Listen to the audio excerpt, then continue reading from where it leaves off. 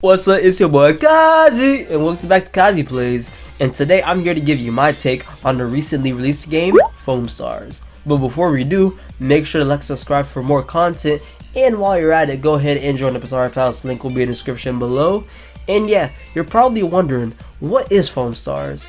And Foamstars is basically just a 4v4 a shooter game where you use your foam to knock out your enemies, or you use it to like cover the area so you can travel along the area a lot easily. And I already know there's gonna be a ton of you heading to the comments right now saying like, but hey, isn't Foamstars just a Splatoon ripoff? And I'm gonna tell you and say no, it is. It's not just a ripoff off of Splatoon. Now, why I think it's not is gonna be with my first point that I'm gonna be talking about here, which is the base ideas. What I mean by base idea is where games, they start off from one similar idea and then they add their own twist on it. For example, Fortnite and Apex Legends. Obviously they're both battle royale games, but what separates them is that Fortnite introduces building, while Apex, it has these heroes, or they call them legends, that have different abilities that help them in battle. And Foamstars and Splatoon falls under the same category. The only thing that links these two games together is the fact that they use a special type of liquid to knock out their enemies and to cover the area. But other than that, that's it. There's nothing else that links these two games together. One major thing that separates Foamstars from Splatoon is the properties of ink and foam. With ink, it's literally just linear and flat, but with foam you can stack it up and create vertical and create mountains that can give you high ground and whatnot. And on top of that, there's a special mechanic where in this game, even if you deplete all your enemies' health, they're not necessarily knocked out yet. They're in a foam ball, or as the game likes to call it, being chilled. When you're being chilled, there are various things that could happen. Like 1, the enemy could slide into you to knock you out. 2, your ally could slide into you to save you. Or 3, after a period of time of just being in the foam ball, they'll just blow up and be knocked out like that. And also on top of that, there is a 4th occurrence that does happen, and I like to call this the clutch factor, where even after the enemy slides into you to knock you out, while you're rolling away about to get knocked out, if your ally is quick enough and realizes that, they could slide in to the way of you rolling out and can save you.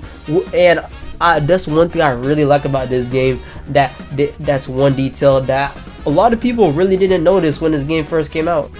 Moving on, when you first load into the game, you're going to be transported to your private penthouse where you're at most of the time. And over here to your right, you have this little pad where you can invite your friends. And over here to your right, you have the master salon where you can customize your characters and some other accessories and whatnot. And over here all the way across, you have the store, where we're going to get into that a little bit later, where you can access your where you can buy cosmetics. And over here you have the area where you can check your challenges to see your progress and whatnot. And over here in this little DJ area, you can actually choose and customize what you want for your lobby music. And if you follow me up here, you have this little practice area that you can actually customize, but this is mostly an area where you can just practice using your foam and whatnot. And if you're with your friends, you can practice against each other and whatnot, and you can also try out different characters. And over here there's like some more settings that can help you when you're practicing over here. And right here is where you actually go to customize your whole lobby. And if you follow me all the way over to the back over here to this helicopter all the way in the back, that's where you go into PvP mode. Or if you want to, you can just use the shortcut and just press the pad and you can just go to any of these over here. And also this isn't in the lobby, but you can go over to your gallery, where you can just see all the collectibles that you gotten along the way.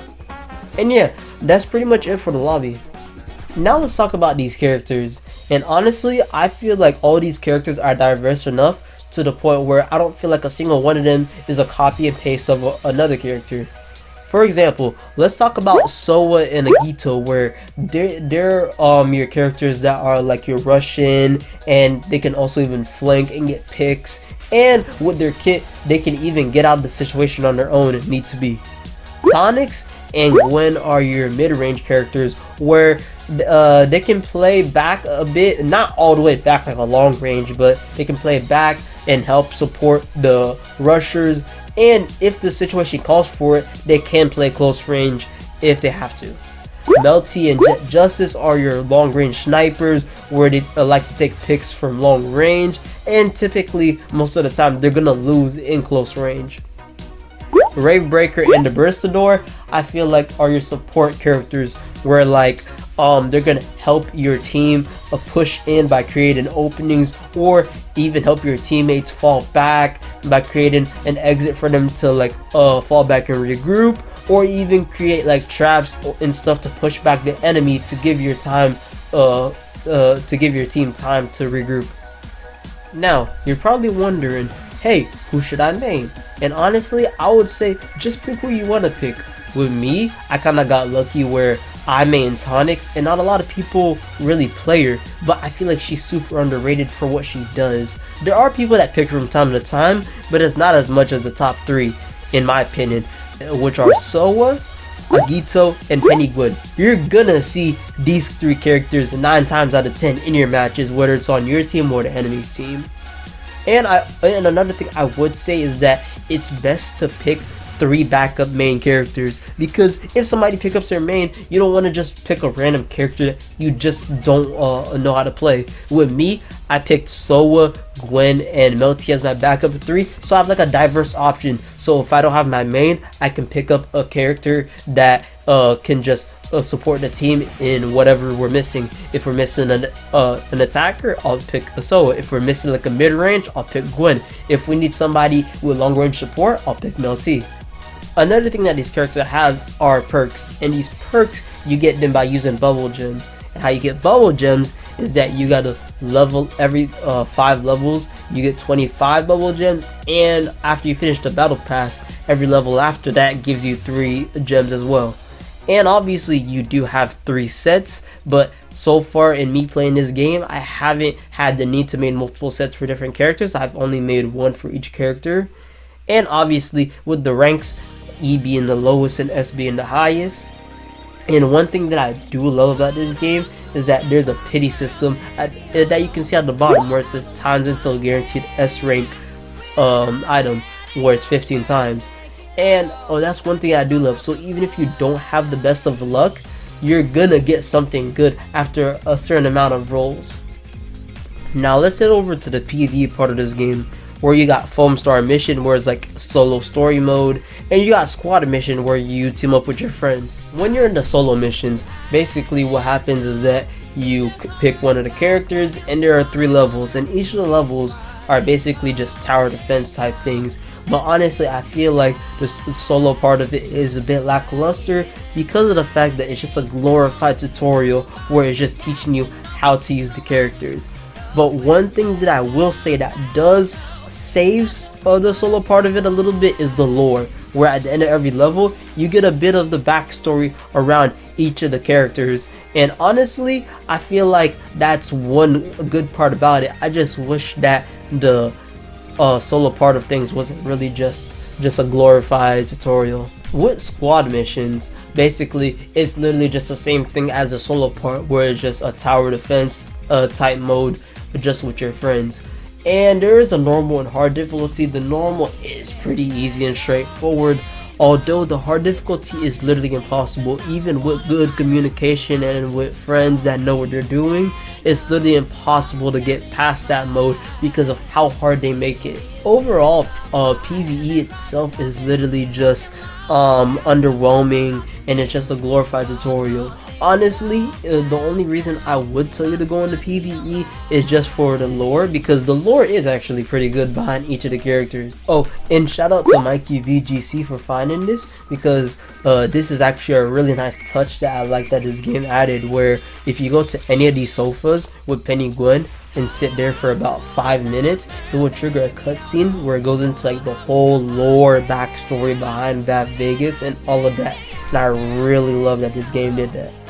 Now to the PvP part of this, I do really like how there's like a decent bit of modes in here. You got Smash the Star, where basically it's just a regular 4v4 brawl until a certain amount of people get knocked out, and then the person that have been doing the best in the lobby on each team becomes the star player, and once you eliminate them, you win the game. Or there is another one factor where if only one team has a star player and the other team doesn't, they could just go for a timeout and win automatically like that. And then you got Private Party, where you can play with your friends. And then you got Rubber Duck Party. Basically, it's just like, think of it kind of like in Overwatch, where you just push the payload. Think of it kind of like that. But I still think it's a pretty fun game mode. And then this game mode also like switches in and out with Happy Bath Survival, which is the reason why it has a timer on the top right, where Happy Bath Survival is kind of like a 2v2 game. Technically it's 2v2, but it's let me explain. So basically you got two people in the middle that are fighting each other, and you got two other people in the back where they're like supporting their teammates, or by shooting foam to like give them like ways to back up and regroup, or to like hit the enemy as well. Overall, I do feel like PvP is a good mode for what it is. It has a decent amount of modes for you to play, so you won't really get bored. And on top of that, there's a bunch of maps in each mode too, so you won't really get bored, and it'll always be fresh. And oh my gosh, the music gotta be one of my the most favorite parts about the game for me. The music is like a nice jazzy vibe. Although there's a little bit of AI, but it's like barely in there. I think the director said it was like 0.1% of the music's AI, which is a really low number, but most of the music is really good and I love it for what it is. But like I said, overall PvP is a fun mode. You're gonna be here most of your time on this game, and I just love it. Now the last thing we are gonna talk about here is the shop / the battle pass and cosmetics, basically all in one. Let's go over to the battle pass. The battle pass here, like I said, you do get Melty here in the battle pass, but if you actually look further down, you can get her for free over here after like completing a certain amount of tiers. So don't worry, even if you don't buy the premium battle pass, you still can get it for free. But I will say, in my opinion, the premium battle pass is worth it for what it gives, and it's pretty cheap as well. For going $6, when usually with most games the battle pass is usually around $10 and up. So in my opinion, I think it's a steal. For what you get about I'm pretty sure you get 6 skins in here, and 2 of them are free. And in my opinion, the best skin in here is this free skin right here for Soa. So yeah, I do really like this. And the battle pass, it gives a pretty good bit of cosmetics and whatnot over here. But yeah, overall, like I said, if you were thinking about getting the battle pass, go ahead and get it. I say it's worth it. Now over here, if we head over to standard, we can see there's like a whole bunch of bundles and whatnot, and some cosmetics. And in my opinion, never get these bundles. If you're rich and you just want to throw some money around, go ahead. But in my opinion, in general, these bundles are not worth it. $45 for a bundle is insane. For example, let's look at what you get in these bundles.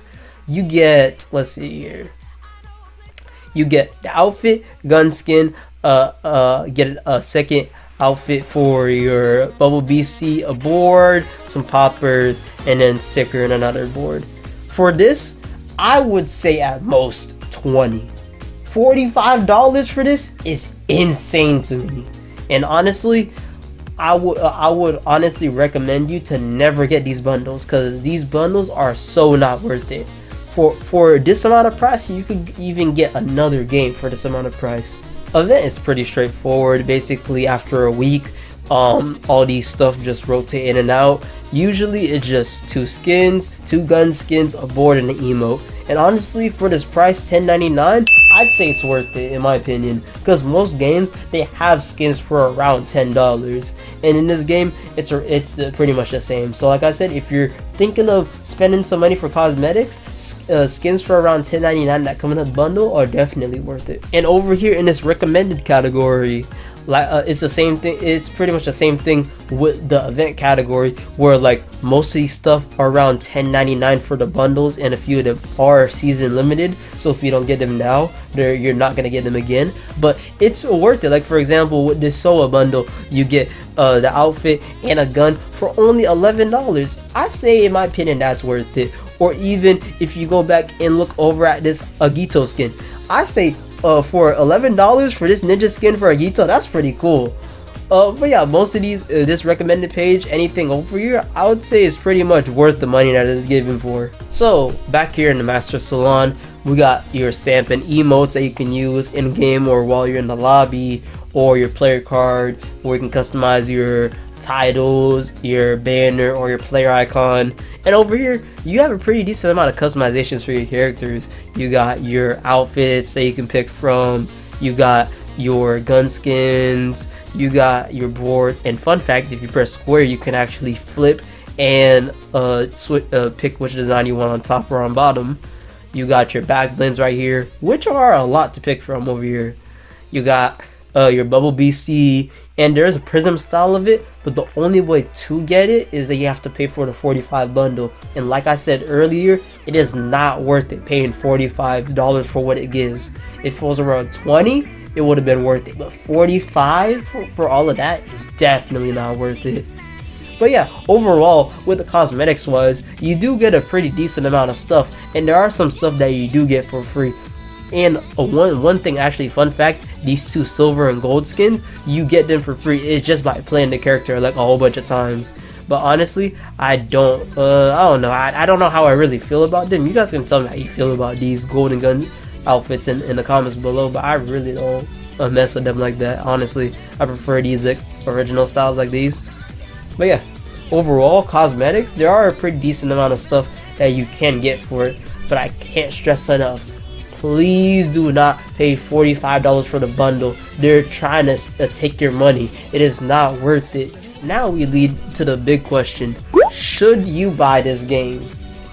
And in my opinion, honestly, I say yes, get this game. Actually, for right now, like for all of February, and I think also for the first week of March, if you do have a PlayStation Plus, the essential version of it, which pretty much most people have, you can get this game for free.